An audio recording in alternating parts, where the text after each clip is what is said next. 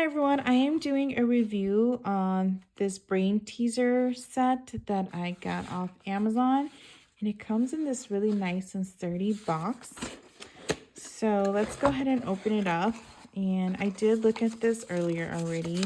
So when you open it up, it does come with a little cheat sheet here in case you get stuck. So you don't want to lose this. I would recommend maybe taking a picture of this just in case.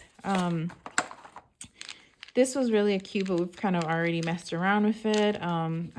Yeah, so this one's totally like a fidget, really cool. And then these two have yet to be opened, but we've already kind of played around with some of these, and just really cool for teenagers. You know, if you work in a school educational setting, if you're a counselor or therapist, I think these would make really great, things to just have in your office. And then here are the little brain teasers that I think I tried and I couldn't even figure it out myself, but you will not get bored. There's plenty of these, so you can keep some for you or give some away. I think this would be really great for kids as well.